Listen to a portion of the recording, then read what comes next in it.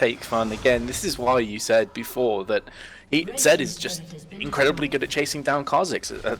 Not Kha'Zix, well I guess he is also good at chasing down Kha'Zix. I mean Kassadin.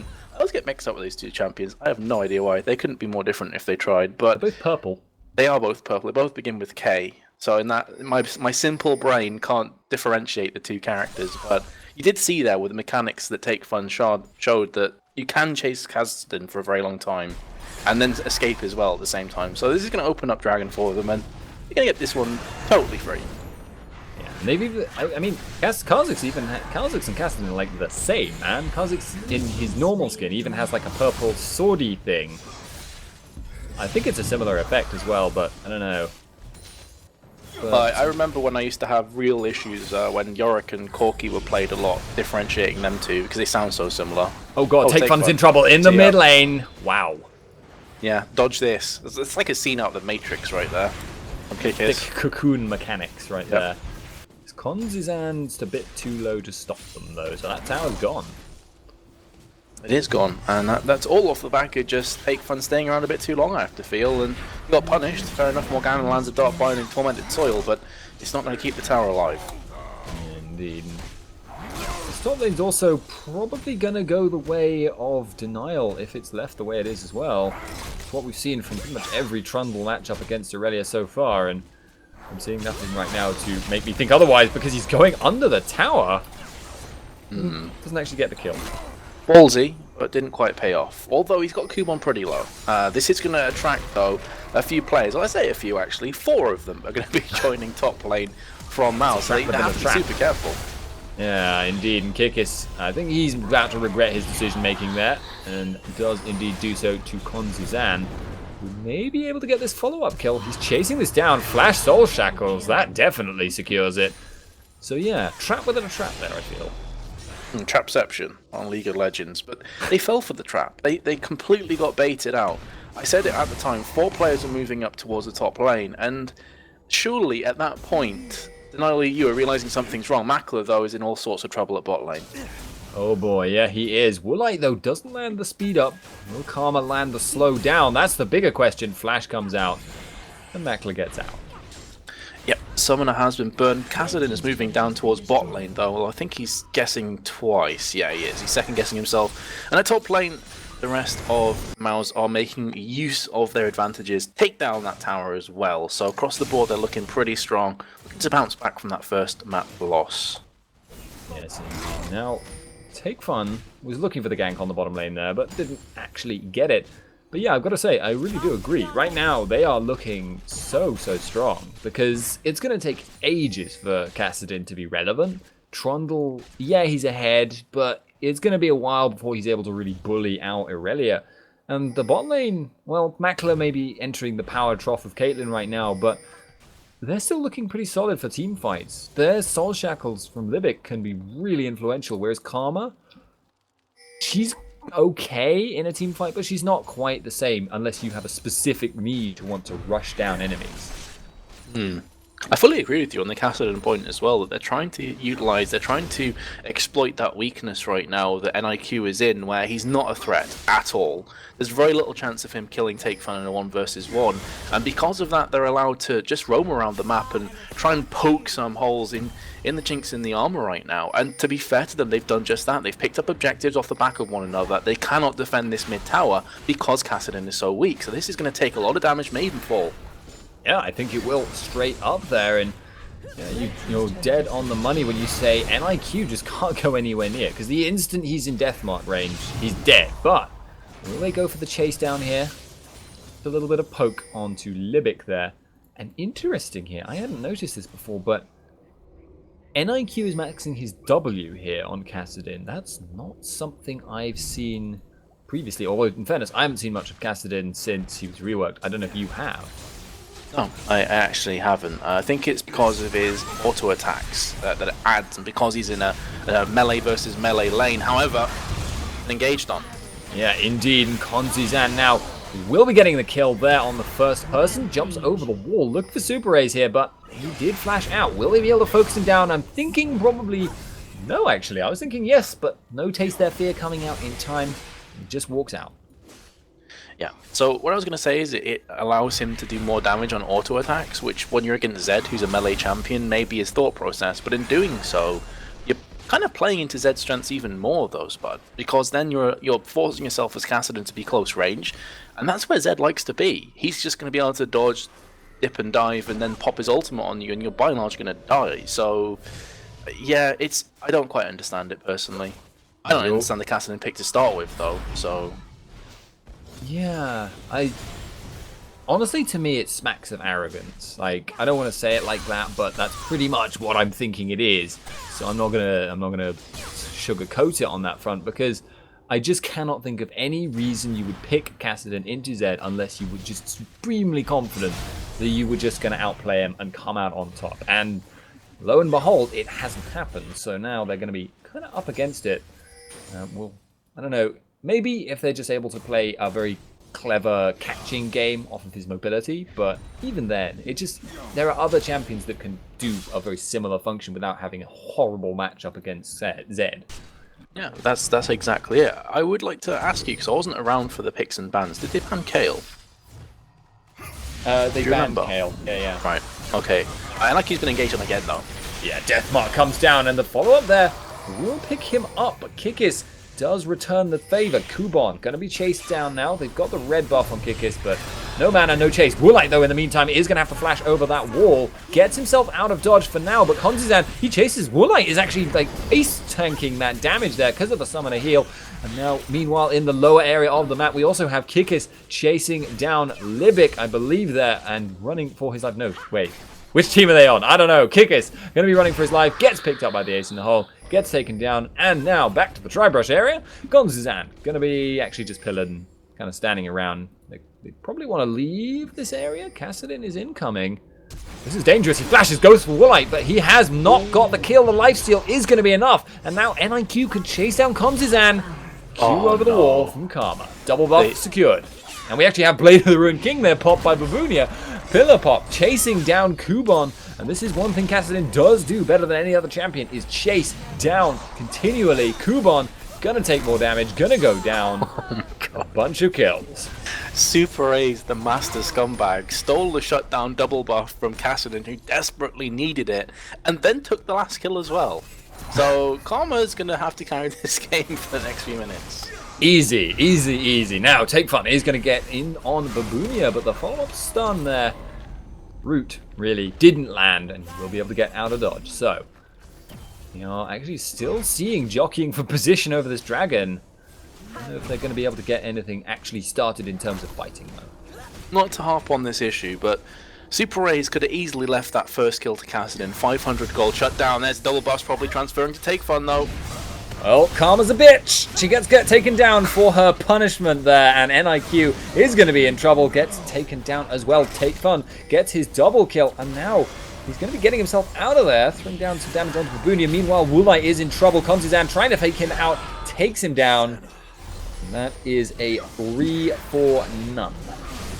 Yeah, Denali, you're playing so sloppy this game. Across the board, they're playing sloppy, and they're getting punished for it. So, Mouz are the kind of team, they've got a lot of experience, fair enough. They've had a couple of additions, as we mentioned in the first picks and ban stage, that Take Fun and Kondazan have came in for Makate and Charu respectively.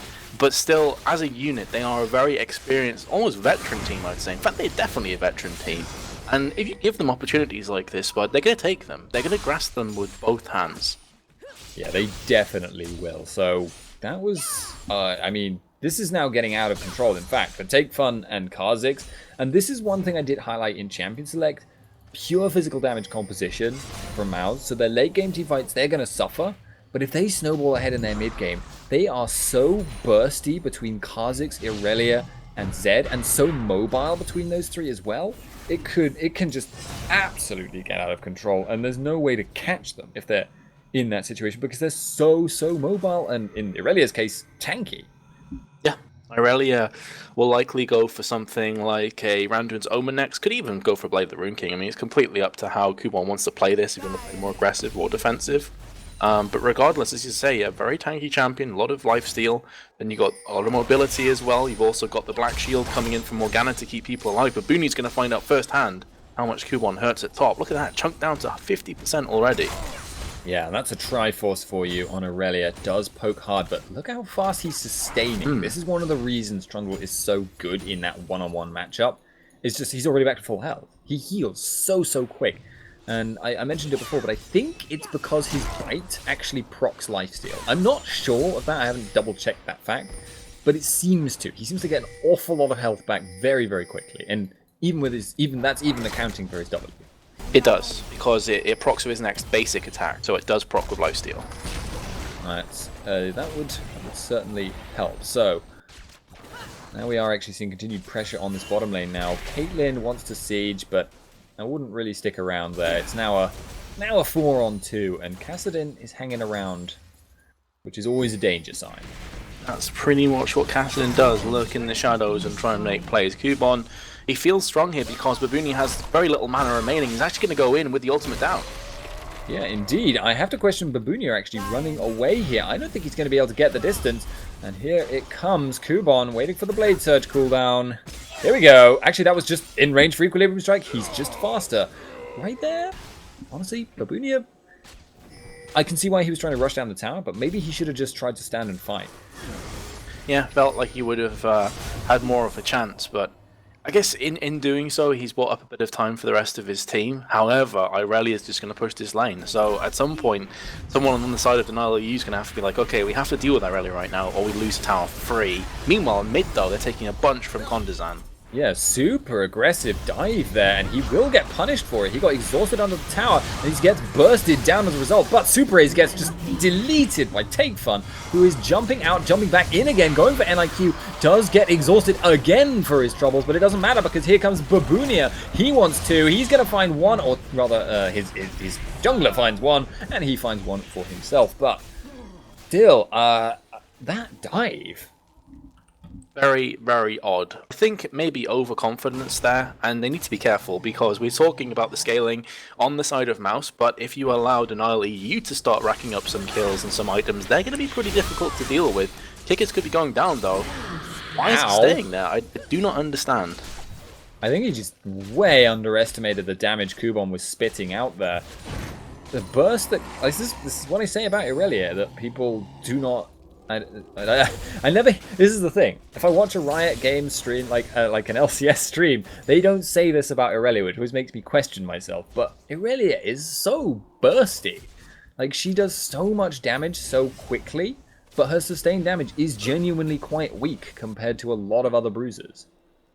She just, like, on Elise there, you saw it. She took the half health that she had in, like, 2 seconds, flat.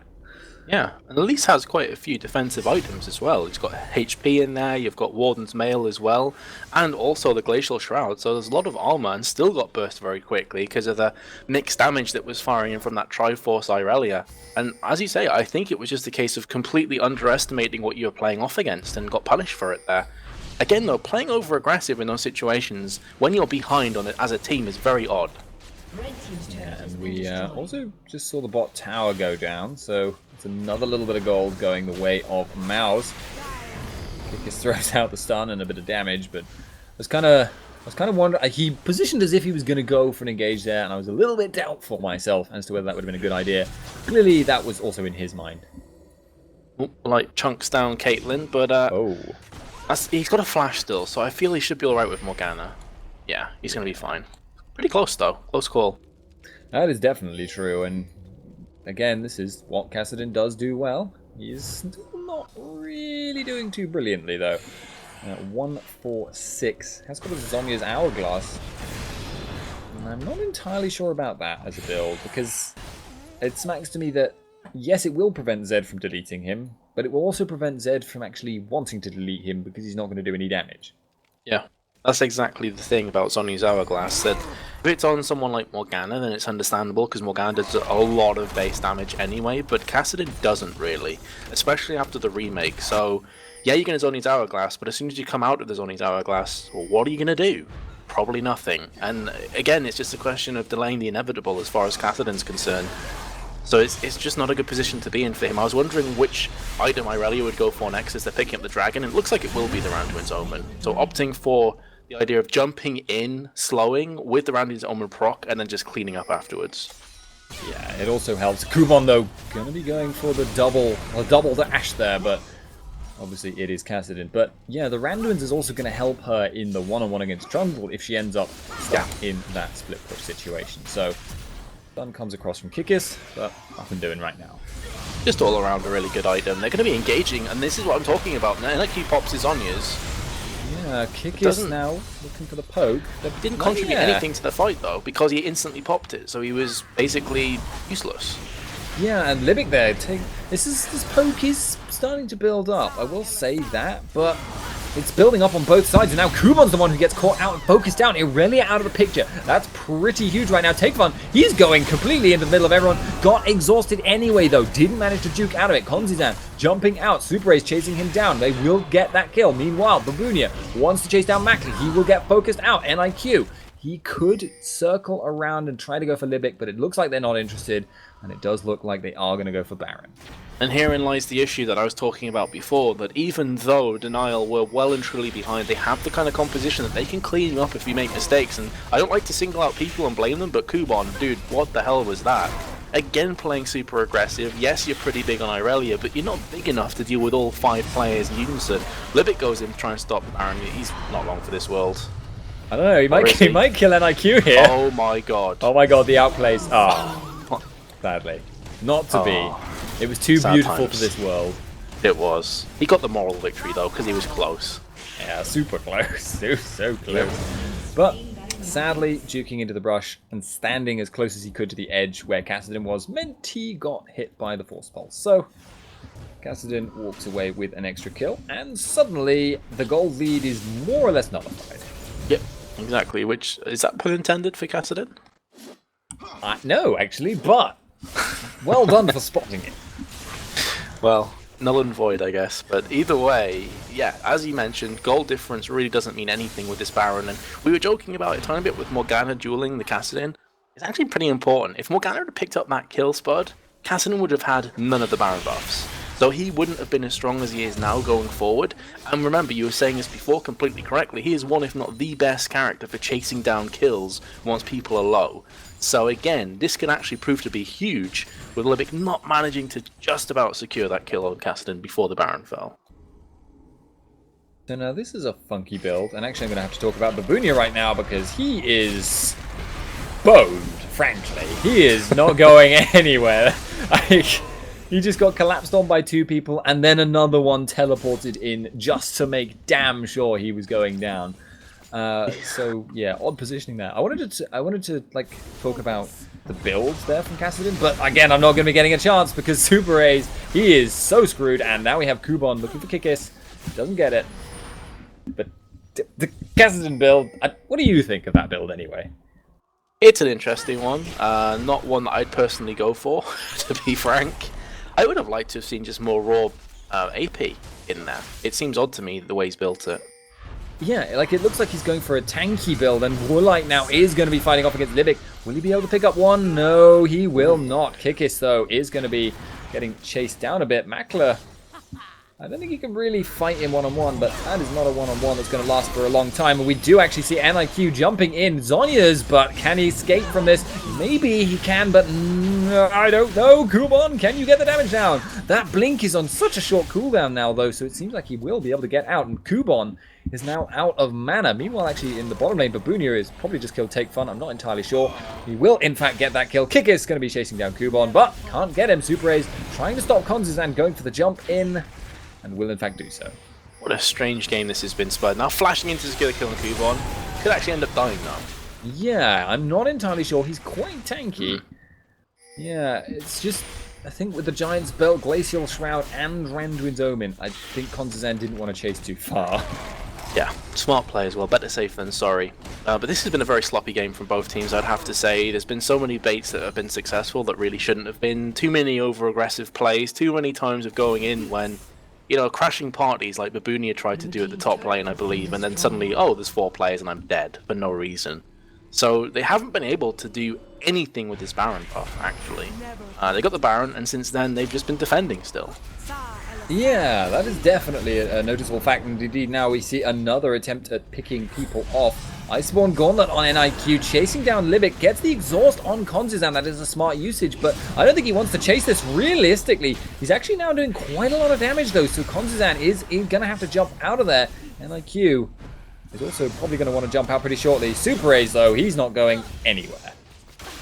Again though, I don't get it.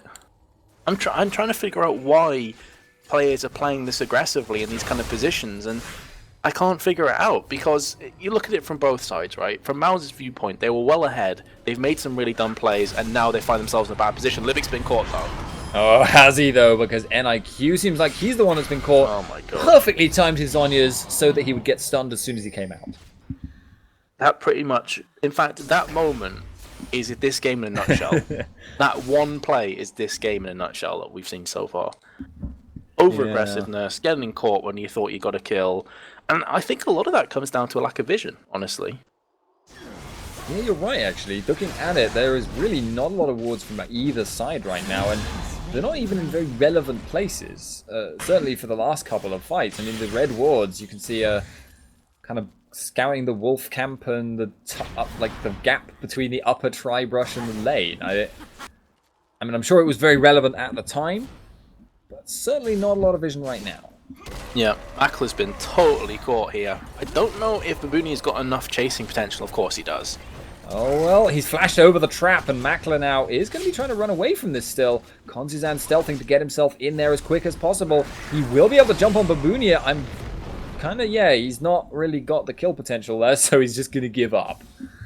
Yeah, smart to back away, not waste any more of your time. But going back to the vision thing, it's such an integral part of League of Legends that if you have an area scouted out and you know what's going to happen, and you see a player by themselves and know that, there's only one player that's close, then fair enough, you can go hell for leather, balls to the wall, and go all in for that kill. But if you don't have vision and you're going for one player and you don't know where the rest of their team are, well, we've seen what's happened many, many times already in this game alone, where you go in and suddenly there's 3 players out of nowhere, you end up dying needlessly. I feel that's been a huge part of this game so far, and whoever can establish the vision control will probably end up winning.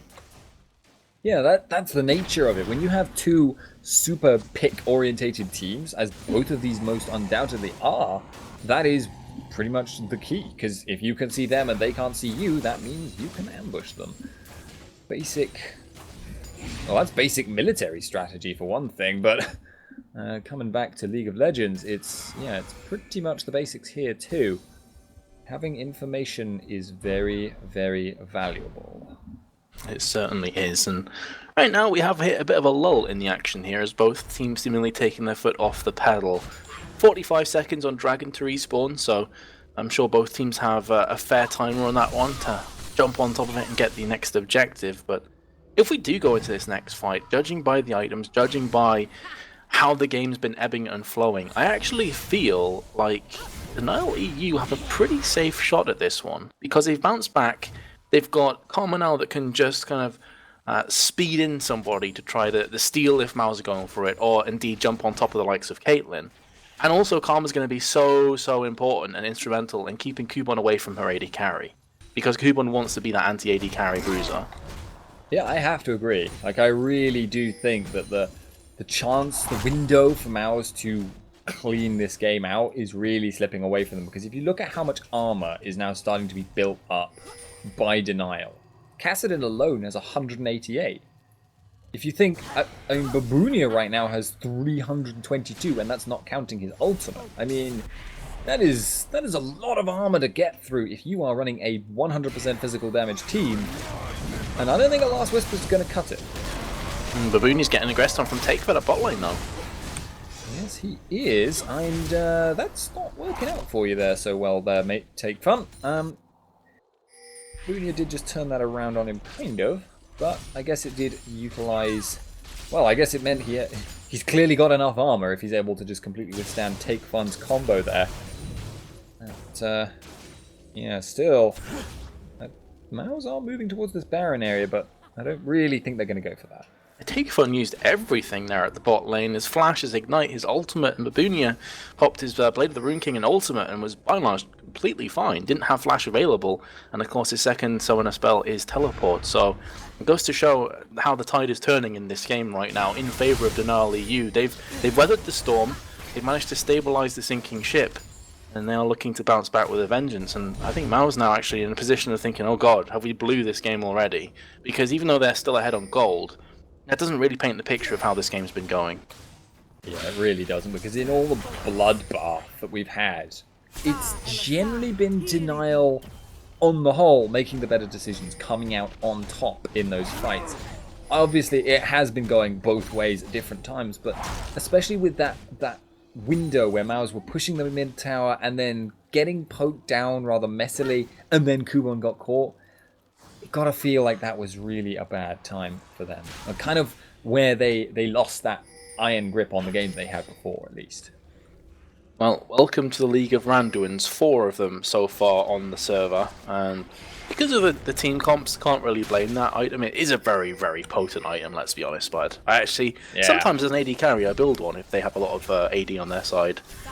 Very useful. It's so strong. Like, it's, I mean, it is, I think it's gold efficient on stats that you're getting. It's a very good mixture of different types of stats in order to buff yourself up, because you always want to balance your resistances with some health, and Randuin does that for you, and it slows people that are attacking you. That is so good. Like, that is good as an AD carry, because obviously bruisers will auto-attack you, and you get to slow them and run away. That is good if you are trying to get to an AD carry, and in fact that is why you often see bruisers building it, why you will sometimes see AD carries building it. Yeah, so having a look at the build of Kassadin, he's actually finished off now. He went from the Glacial Shroud and also Sheen into Iceborne Gauntlet, which is an interesting item for him. Can't say it's bad, it's actually pretty nice, especially with his kit that he brings to the table, but he's now got to that stage as well, Spud, where he is a threat. He is going to be dangerous if he jumps on top of the AD carry, which, let's face it, is Kassadin. He's going to be pretty comfortable doing that. And also, he's going to start to chunk down the likes of Zed as well. So he has reached that stage in the game where he is a bit of a beast. Yeah, indeed. And I've got to say as well, apparently we're having some issues with spectator servers, but right now, what I can see is actually functioning reasonably well. NIQ has been deathmarked. He will Zonya it, but I think he may have done that too soon. Doesn't matter though. No follow-up damage means no deathmark bonus damage. But meanwhile, Mouz are taking away this dragon here. Kikis tries to throw down the stun, tries to get in there, trying maybe to go for the chase down, because Babunia has just cut off half of the team with a pillar, but he's taking a ton of damage. Can he tank through this? Will he get out? Yes, he will, thanks to Mikhail's Crucible. Kubon will not, though. And now we have the culling coming down. Libic going to be running off to one side. The stun from Kikis lands on Makler. They are, in fact, switching targets and going for Makler overall. Maybe they can pick up Libic after Makler is their thought. They will be able to get one. They will be able to look for the second here. And it does look like a 4-4-0.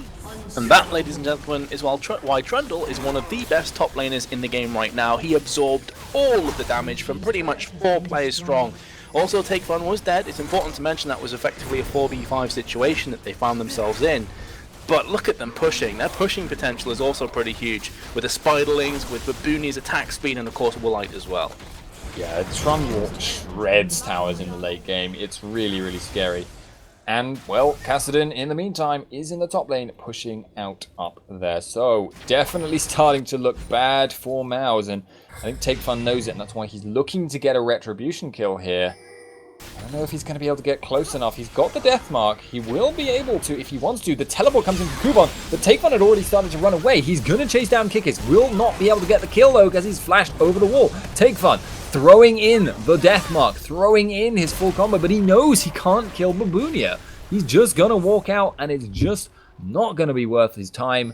Kubon's still chasing, but I just don't see it happening.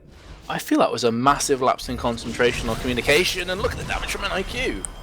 Wow, but oh wow! Nice. He got out. That Smooth was moves. quick. That was a flash into Riftwalk there, and getting himself out of danger. Very nicely done. Also attracted 2 players to top lane, so it allowed the rest of his team to go back and not really losing the objectives off that one. But yeah, before a lapse of communication coming in, which you actually called at the time that teleport was used, Libic's not going to have much of a chance of killing. NIQ there. But yeah, teleport was used just as Zed turned his back on him. So you had this 2-second period where Zed could be moving into position and trying to shut down the low player, which I believe was Super A's. I'm not entirely sure. I think he was quite low. Yeah. And in doing so, they missed the opportunity. Baron started though. Yeah, but smart call here from Denial. They saw this coming. They've tried to disengage from it. Hubon is going to go for this. They don't know who's there and who's not, I feel, right now. Kikis in the backline is going to lock down Konstantin, who gets bursted down almost instantly. Deathmark into the backline, retreats out again. We have Babunia getting huge in the middle of everything. NIQ now getting the chase down. This is the bad situation against Kassadin. He's going to keep going for this, and I don't see Mackler getting away from that either. He did just waste his slow. Probably not going to matter. There is a... Okay, there isn't even a need for a 3-second blink. There is just a Q over the wall from Master Kill Stealer. I mean, Sakura Super A's. I think Babunia should take a bow in this game. I wouldn't necessarily say that he's carried it on his back, but he's done a great job. He's played Trundle perfectly in this. He's constantly survived. This is why Karma is such a good support as well, though, because it allows Babunia the additional movement speed and also the shields on top of that to keep him alive even longer in these fights and absorb all the punishment while dishing out quite a bit himself. He also has Thorn Mail, which is a really good item, I have to say, because you look at Zed, you look at also Caitlyn and Irelia, what do they all do? Attack damage. Well, you're going to return some of that into their faces. Yeah, and that's the really cool thing about Thorn Mail that makes it so good in the super late game, is the damage it returns is the damage you're taking pre-mitigation. So like the actual output, if you had no armor, it's 35% of that damage. It's not 35% as mitigated by your 400 armor at this point. It's a huge amount of damage. And yeah, obviously if you've got tons and tons of armor at that point, that also mitigates their lifesteal. So you can't actually necessarily lifesteal through it at this point because there's so much armor on Babunia. Yeah, he's got. In fact, he's amazingly good against AD right now. And what I didn't mention before is Kha'Zix, who also deals a lot of AD. So that's going to be facing against 4 AD players, and he's built pretty much perfectly because the Frozen Heart's going to do a similar job to also the Random Omen that's going to slow down movement speed and such. Attack speed, sorry, and that just makes him very difficult to deal with. How do you take him down? And he's going to do damage, and then you've got the threats of Warlight and NIQ firing in from all sides. Yeah, indeed. Now Kubon has been stunned at the inhib tower. NIQ looking for the chase under. Kikis wants to get this kill, and they will indeed follow that up, get that kill. NIQ looks for Libic now. Deathmark in from Takefun, gets exhausted immediately, has to jump Edie out as quickly as he can. Libic now in trouble, gonna be getting bursted down quite quickly there. Babunia sat there tanking the tower, doesn't even give a damn, and walks out going for the inhib with the rest of his team. They may look to finish the game here. They could potentially finish it right now because there's creeps pushing in. There's a 5 versus 3 situation with Baron, make it 2. This is going to be GG. Yeah, they will get this whole game. So 2-0 victory in the semi-finals. Well deserved by Denial Esports.